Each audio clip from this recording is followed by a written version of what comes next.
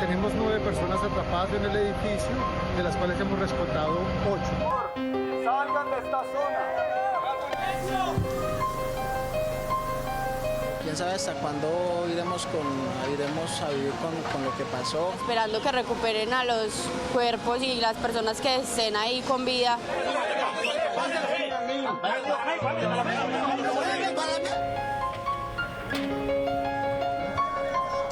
la barra, dale con la barra.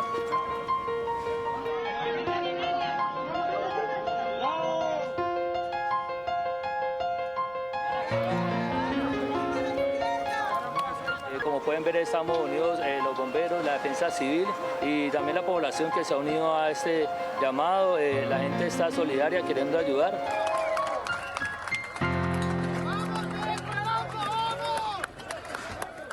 El terremoto de magnitud 7.4 que sacudió el territorio colombiano el 10 de agosto de 2026 a las 7:34 de la mañana fue catalogado por el Servicio Geológico como uno de los más fuertes de toda la década.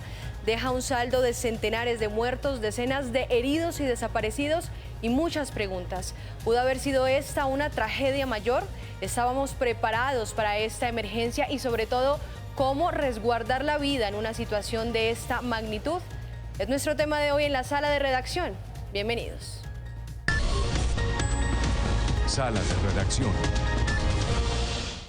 Muy bien, para hablar del tema el día de hoy nos acompaña en esta mesa Flober Rodríguez. Bienvenido, él es director ejecutivo de la Asociación Colombiana de Geólogos y Geofísicos de la Energía. También nos acompaña Daniel Ruiz, él es director del doctorado en Ingeniería de la Universidad Javeriana, y el sargento Carlos Ramírez, miembro del Cuerpo Oficial de Bomberos de Bogotá. Nuestro país está de luto, sin duda, son cientos de vidas perdidas. Es una verdadera tragedia la que le ocurrió a Colombia y hay muchas preguntas. La primera de ellas, Flober, es, este terremoto tuvo una profundidad 103 kilómetros. ¿Esto ayudó a que fuera una tragedia menor de la que pudo haber sido? Bueno, tenemos que analizar varios elementos, pero de manera concreta hubiera podido ser, digamos, peor en términos de las consecuencias en superficie.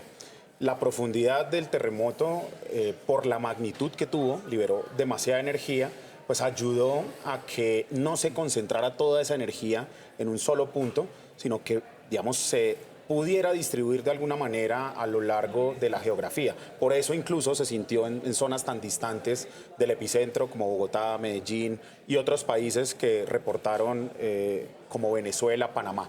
Entonces, digamos que la magnitud tiene mucho que ver, la profundidad efectivamente ayudó, fue un terremoto bastante profundo, profundidad intermedia, según el Servicio Geológico Colombiano, pero también tenemos que tener en cuenta las características de la superficie. Vamos, la vulnerabilidad que hay en los territorios en términos de viviendas, de infraestructura, de calidad de vida de las personas y demás, y de cómo hemos venido, digamos, preparando los territorios para este tipo de situaciones en particular. Director, expliquémosle a los televidentes esa situación, profundidad versus magnitud, ¿cómo funciona eso? O sea, si tiene mayor profundidad, ¿es menor el impacto de alguna manera? Bueno, eso depende de la magnitud y depende de muchos otros factores, pero en este terremoto en particular, digamos que ocurrió en la zona de interacción, digamos, de las placas tectónicas, de la placa Nazca está subduciendo la placa Suramérica, el terremoto ocurrió como en la parte más profunda, digamos, de esa placa que estaba subduciendo. La magnitud fue importante, liberó mucha energía, la profundidad hizo que no fuera tan grave cerca del epicentro. Sin embargo, no son los únicos elementos que analizamos en este sentido. Si lo comparamos, por ejemplo, con el terremoto del 99 en Armenia, ese terremoto fue mucho más superficial, una magnitud un poco menor, pero más cercano también a los cascos urbanos. Entonces, todos esos elementos se tienen en cuenta, se deben analizar para poder entender un poco el mecanismo que originó el terremoto, pero también por qué se fueron dando las diferentes consecuencias en las ciudades aledañas y más allá, digamos, del epicentro.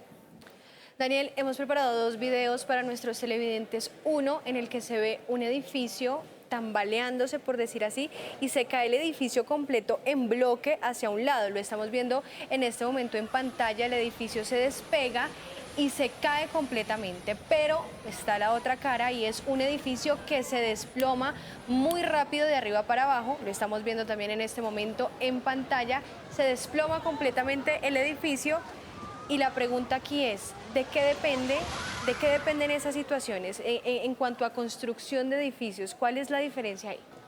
Bueno, así como nuestro amigo geólogo utilizó esa palabra tantas veces, el depende, es muy importante también el comportamiento estructural. Lo que busca una norma sismorresistente es garantizar que los edificios se muevan, se torturen, disipen energía, esa es una energía que viene de los terremotos, pero al final no colapsen. Ni que colapsen los muros, las vigas y los elementos estructurales, pero tampoco los elementos no estructurales como los muros. Lo que uno ve en esos videos es lo que no debería suceder y es un colapso frágil, es decir, que el edificio se mueve, empieza a romperse algún elemento y al final termina por caer al piso. Eso es una falla frágil que es la que busca el Código Sismorresistente que no ocurra cuando se diseña y se construye una edificación. Sargento, el Cuerpo de Bomberos de Bogotá pues ha atendido miles de emergencias. ¿Cómo ven ustedes este panorama? ¿Cómo ven las situaciones en los departamentos más afectados? Chocó, Risaralda, Pereira, Antioquia, Caldas. ¿Cuál es la situación allí? Bueno, el Cuerpo Oficial de Bomberos de Bogotá ha movilizado equipos, en este caso a Cali, a Pereira, en donde vemos una situación muy compleja, sobre todo por la magnitud de la afectación de las viviendas y de las estructuras.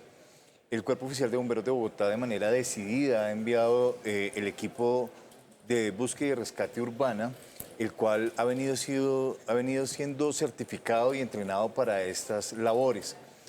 La dificultad siempre va a ser el hecho de encontrar una edificación que no está en las posiciones y en las condiciones correctas, limitando las posibilidades de tener espacios vitales para las personas.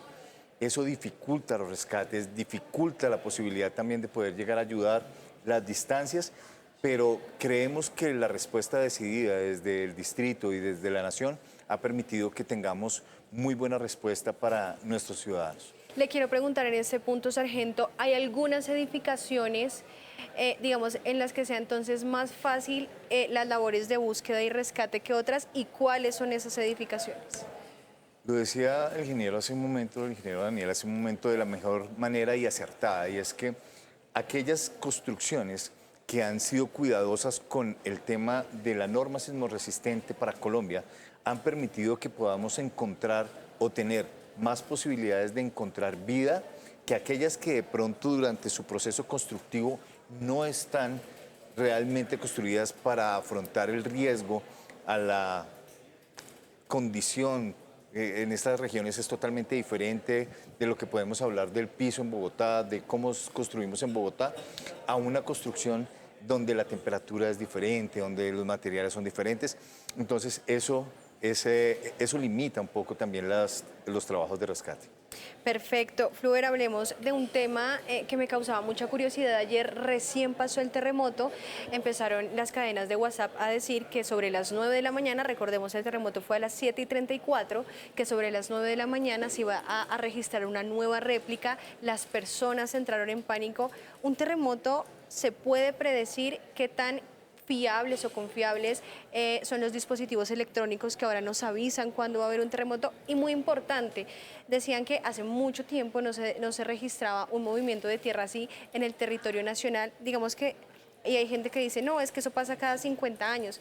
Hay, digamos, como que un espacio de tiempo determinado, o la tierra de pronto acumula mucha energía, no sé, son preguntas que se me ocurren, cada cierto tiempo, cada cierto espacio, y pues propician estos movimientos telúricos. Bueno, lo primero es que no podemos predecir los terremotos. No hay hasta el momento ningún método científico que nos permita anticiparnos y ponerle una fecha, una hora, un lugar, una magnitud a un terremoto. No aplica. Entonces, eso es lo primero. Y es fundamental que las personas reconozcan esto porque la información responsable también nos ayuda a salvar vidas. Así que es fundamental evitar al máximo las cadenas de desinformación.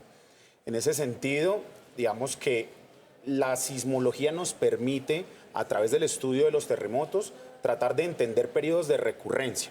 Y uno, digamos, analizando, por supuesto, la data histórica, podría empezar a establecer ciertos patrones en la ocurrencia de los terremotos. Lo que ocurre es que la instrumentación llegó a nuestro país hace relativamente poco tiempo, así que la memoria histórica de los terremotos que han ocurrido hace más de 100 años, pues reposa quizás en escritos, en la tradición oral o en muchas otras cosas que no hacen precisos los datos como los necesitamos para poder hacer análisis en detalle. Pero lo más importante de todo es que la sociedad colombiana sí debe reconocer que vivimos en un entorno geológico, en un país sísmicamente activo, y que este tipo de fenómenos ocurren todo el tiempo. El Servicio Geológico Colombiano reporta un promedio de 80 sismos por día, poco más de 2.500 sismos al mes. Entonces eso nos muestra que estamos sobre un territorio activo y que debemos trabajar como sociedad colombiana y de manera muy articulada con las instituciones, con el Estado, con la sociedad, para construir una cultura de riesgo y para adaptar nuestros territorios a esas características. Daniel, vamos ahora a hablar de un tema, y es que después de este terremoto pues hubo muchas personas que tuvieron sus casas o que tienen sus casas afectadas, damnificadas. Vamos a ver una gráfica que preparamos para ustedes con el tipo de grietas que pueden quedar en los edificios, que pueden quedar en los domicilios. Principalmente tenemos 4, una que es la grieta diagonal, otra que es la grieta horizontal, vertical y grieta en X. ¿Cuáles son, digamos, esas grietas a las que hay que ponerle más cuidado? ¿O cuáles que usted dice, no, si su edificación presenta una grieta de este tipo, mejor evacúe porque es cuestión de segundos para que se venga? La mejor respuesta que se puede dar, adivina cuál es, depende, ¿cierto? Depende de si esa grieta está en una columna, por favor todos corramos, ¿cierto? Pero si la grieta está en un elemento de ladrillo, mampostería, pues probablemente pueda ser algo cosmético. Entonces no puede generalizarse si una grieta vertical, una grieta horizontal, una grieta en X o en diagonal pueda ser peligrosa o no. Lo más importante en ese caso es que debemos identificar cuál es el sistema estructural de la edificación. Si es una edificación, por ejemplo, en ladrillo, en mampostería, y que no tiene ningún tipo de refuerzo, con total seguridad van a aparecer grietas en diagonal en X y la gente no va a alcanzar a salir. Pero si estamos hablando de una edificación de concreto de varios pisos, una edificación de acero de varios pisos que tiene ese tipo de muros divisorios que dividen una habitación de la siguiente, es muy normal que aparezcan grietas en diagonal, que aparezcan grietas en X, que aparezcan grietas verticales que indican una separación entre los elementos viga y columna de los muros de ladrillo, y entonces en ese caso no hay ningún tipo de peligro. Entonces, en realidad no hay forma de que podamos plantear una receta de cocina, algún tipo digamos, de información específica que le permita a una persona saber si una grieta es peligrosa o no. Bueno, esta es una pregunta para los tres, creo que es válida para cualquiera de los tres, y es, había muchas personas en redes sociales criticando, o no criticando, daban su opinión y decían es que debieron haber salido más rápido, debieron haberse quedado dentro de las casas. ¿Cuál es la manera correcta de evacuar? También escuchábamos o veíamos informaciones, que ha salido muchísima información a raíz de este temblor, de este terremoto, y es, si usted está a partir de una altura X, haga evacuación ascendente, si está a partir de una altura Y, haga evacuación descendente. ¿Es bueno evacuar? ¿No es bueno? ¿Evacuación ascendente, evacuación descendente? ¿Cuál es la respuesta? Bueno, si me permites, voy a tocar el tema de la aplicación que hablábamos antes. La aplicación, esta herramienta de Google, lo que hace es que se aprovecha de los equipos, de los celulares que tenemos todos nosotros, y entre más cerca haya un grupo de personas con esos celulares de un epicentro, pues ellos se van a acelerar y van a generar lo que se llama una alerta temprana. Entonces no es que la herramienta de Google adivine o prediga, digamos, la ocurrencia del terremoto, sencillamente avisa, y eso da un periodo de tiempo mientras ocurre el terremoto y las ondas van llegando a los diferentes lugares. Entonces, por supuesto, mientras más lejos estemos del epicentro, pues de alguna manera vamos a recibir la alerta más temprano. Y eso en teoría puede ser bueno, pero acá, digamos, cabe destacar que tenemos que construir esa cultura de riesgo para saber cómo comportarnos y cómo actuar aprovechando ese tipo de ventajas tecnológicas. Okay. Bien, yo creo que y es bien importante que seamos muy responsables con la información al respecto del tema de la evacuación durante un movimiento sísmico. Porque no existe, y lo dijo muy claro ahorita el profesor y Flower también, en donde nos damos cuenta de que no existe una receta real para poder determinar cuál sería la acción a seguir. Los movimientos telúricos hacen que primero mi cuerpo se comporte de una manera diferente. Si yo vivo en un piso 17 y toda la edificación se está moviendo y en la parte superior de la edificación muy seguramente se va a sentir mucho más fuerte el movimiento ondulatorio de lo que es el sismo, tratar de salir por una escalera de emergencias va a ser muy complejo. Es cuando escuchamos y lo recomendable, busque un sitio seguro, protéjase, espere que se detenga y evacúe. Pero desafortunadamente también existen otras versiones, otras literaturas y otras muchas informaciones en donde dicen, si usted vive de un piso 3, 4, 5, baje rápidamente las escaleras. Los procesos de evacuación son de estar en un lugar que está ofreciendo riesgo a uno que está ofreciendo riesgo atravesando ese camino sin que se corra peligro, porque si no realmente va a ser muy difícil poderlo salvar. Lo que sí es necesario, y creo y estamos convencidos de ello, es que tenemos que conocer nuestras edificaciones, tenemos que saber en dónde están construidas y sobre todo saber culturalmente cómo nos debemos de comportar ante una emergencia de este tipo, porque de resto pues vamos a generar más pánico y el pánico desafortunadamente hace que se pierdan vidas. O sea, sargento, lo de la evacuación ascendente, ¿qué? Es extremadamente difícil por lo mismo que vimos al principio de nuestra charla. Hay edificaciones que se pueden comportar de una manera totalmente diferente. En 4 minutos yo no podría decir que alcanzo a subir hasta una terraza para saber si la edificación va a caer en panqueque, sea uno sobre otro. O tratar de bajar por una escalera donde se está moviendo toda la edificación y no sé si el edificio, la edificación, la estructura va a irse hacia uno de los lados. O si simplemente se va a caer una parte y quede como un nido de golondrina.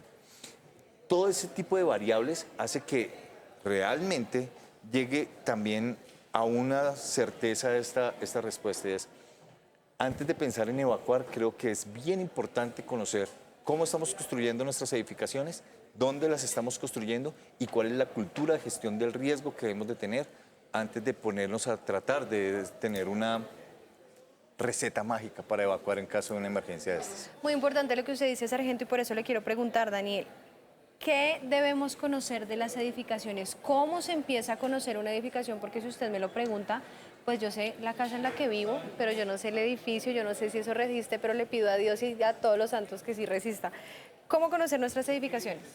Bueno, en ese sentido es muy importante pues, saber si la edificación es de 1, 2, 3 o 17 pisos, ¿no? Dependiendo de la altura de la edificación, pues seguramente será el material que fue utilizado para construirla. Es muy común en Bogotá, por ejemplo, y en general en todo el país, que tenemos edificaciones bajitas, ¿cierto? De 1, 2 o 3 pisos, donde su sistema estructural puede ser de ladrillo reforzado, se llama mampostería reforzada, o podemos tener edificaciones más altas donde tenemos ya columnas de concreto, vigas de concreto, unas mucho más altas que tienen vigas de concreto, columnas de concreto y muros pantalla, que los muros pantalla los arquitectos aman esconderlas en la zona de los ascensores, ¿cierto?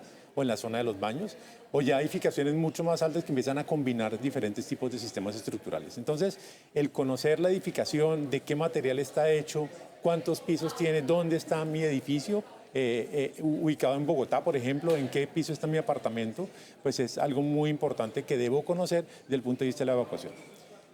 Evidentemente, pues si el edificio es chaparrito de 1 o 2 pisos, pues es más fácil salir, ¿no? Ahora, hay casos terribles que se han visto en este terremoto y en otros, donde la gente sale y no se resguarda, sino que queda a merced de los elementos no estructurales y hay unos videos terribles donde uno ve gente afuera y le cae el muro de la fachada encima y murieron. O sea, eso es terrible. O situaciones en las cuales en el aeropuerto o algo parecido sucedió en un hospital en El Salvador, donde encima de las incubadoras se caían los cielos rasos, ¿no? Eso hace parte del colapso de los elementos no estructurales y pues que cuando se trata de una evacuación tengo que mirar el camino más seguro, tratar de salir y estar lejos de las ventanas, lejos de los muros que me puedan caer encima. Ya para ir finalizando, sargento, le quiero preguntar, en una situación de estas, en una situación hipotética, ¿cuál es el actuar correcto si, por ejemplo, yo estoy o tengo un familiar que está atrapado bajo los escombros, lo veo, no sé cómo actuar, no sé qué hacer, quiero ayudar pero no sé qué hacer? Hemos visto imágenes en las que, y en Venezuela también pasaba, que mucha gente quería ayudar, pero lo que hacían era entorpecer el trabajo de las autoridades. ¿Cómo se debe actuar en este caso? Tenemos que tener claro que la primera respuesta, y por eso es tan importante que la comunidad se acerque y empecemos a culturizarnos en estos sistemas de la gestión del riesgo. La primera respuesta es la comunidad. Siempre la comunidad, nuestros vecinos, las personas que logran salir, son la primera respuesta y quieren ayudar. Todos nos florece esa solidaridad por tratar de ayudar. Pero cuando tenemos la cultura y empezamos realmente a ser conscientes de dónde, cómo y que estamos en un país geológicamente activo, pues la primera respuesta es, si alguien de mi familia o alguna persona está atrapada y tengo conocimiento de la estructura, lo ideal es tratar de identificar el área para hacerlo. Puede haber unas personas que estén atrapadas de manera superficial, es decir, que las escucho, que las puedo ver o puedo ver parte de su cuerpo, pero que no pueden salir porque hay condiciones que evitan que esto pueda ser así. A esas personas, ese rescate superficial, ese rescate lo puedo hacer con mis vecinos, con la primera respuesta, teniendo en cuenta lo que nos acaban de decir, que no haya más riesgo de caídas, que no vaya a terminar de desplomar esa edificación, de no retirar elementos que puedan hacer soporte para ese mismo colapso, porque también tiene soportes que pueden estar haciendo que esa persona salga. Eso va a pasar, pero hay que prepararnos y hay que estar en el contexto. Y segundo, cuando lleguen los equipos de emergencia, la mejor forma de ayudarnos es, primero, separándose de la estructura colapsada, permitiendo que nosotros podamos utilizar los elementos para buscar personas. Son estos los caninos, cámaras y sonares, inclusive la voz. Y hay veces se nos dificulta mucho porque hay muchas personas, tenemos mucho ruido y cuando hacemos los llamados no escuchamos a las personas que están atrapadas por la cantidad de ruido que hay a nuestro alrededor. Es muy importante que nos ayuden a separarse de la estructura cuando sea necesario, a hacer silencio cuando sea necesario y cuando vayamos a remover escombros que sigan las indicaciones de los rescatistas. Si necesitamos manos, se los agradecemos muchísimo, pero siempre y cuando tengan un equipo de protección personal mínimo, que sigan nuestras instrucciones para poder remover esos escombros de manera ágil, rápida y que nosotros podamos utilizar nuestros equipos también de manera segura. Perfecto, sargento, y creo que este es un llamado muy importante, sobre todo a estar listos para una situación de estos, y lo decían ustedes también, para empezar a culturalizarnos con el riesgo, a adquirir esa cultura del riesgo, y es por eso que a continuación vamos a ver un informe que nos prepara nuestro compañero Juan David sobre la denominada maleta de la vida, que se debe tener en la casa a la mano para poder reaccionar de manera muy rápida en estas situaciones. Juan David, adelante. Ajá.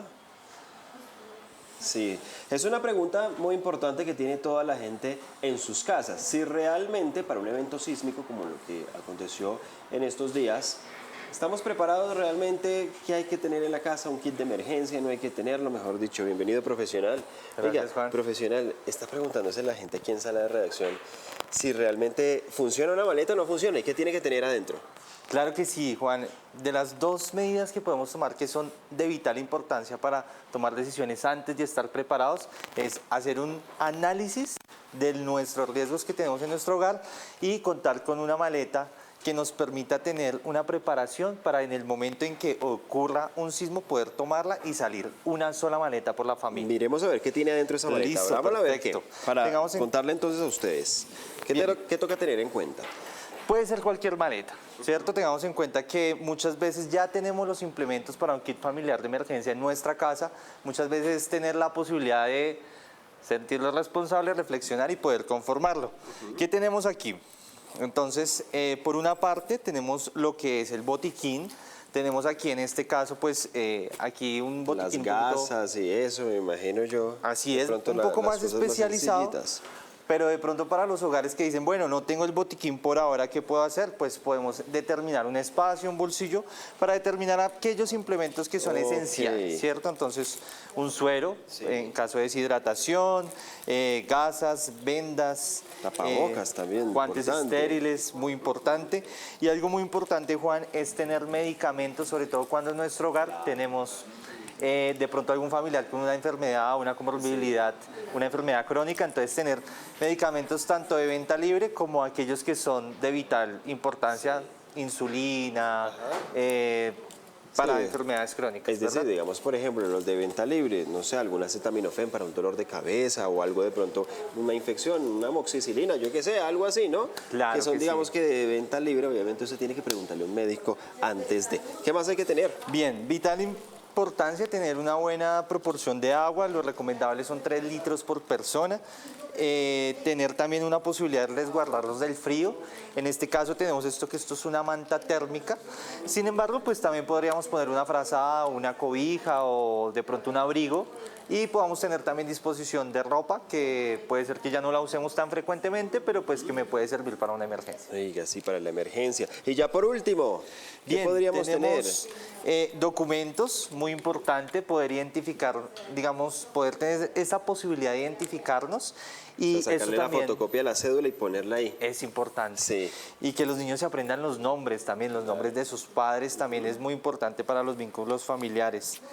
Reservas de energía. Sí, la batería también muy importante en este momento. ¿Y ese qué es? Esto es ¿Un una martillito? Una ¿Qué es multiherramienta. eso? Hay una diversidad muy grande.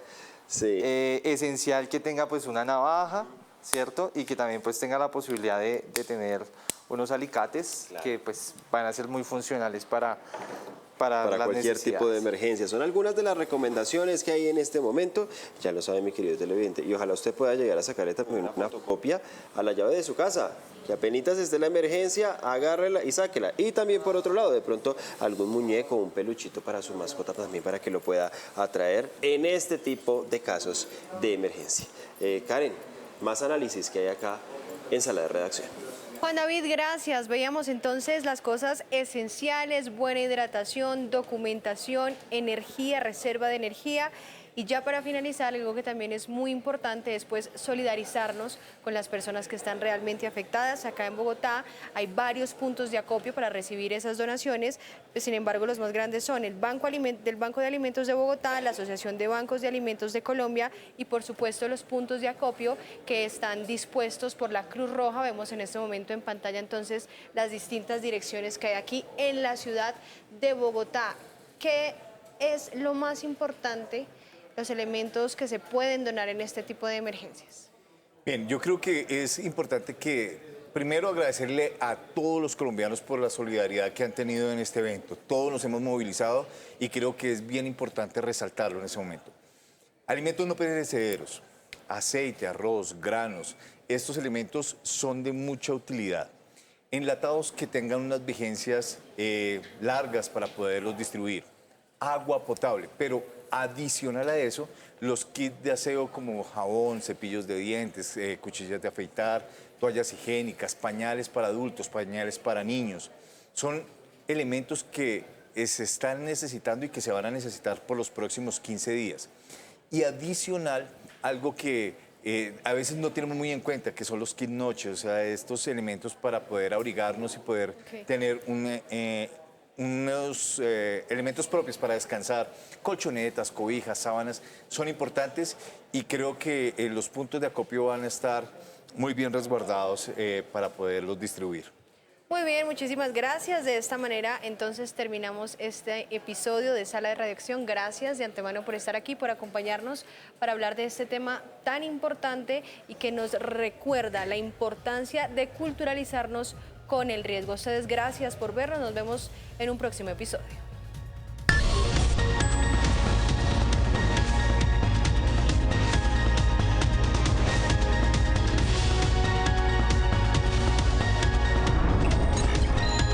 Sala de redacción.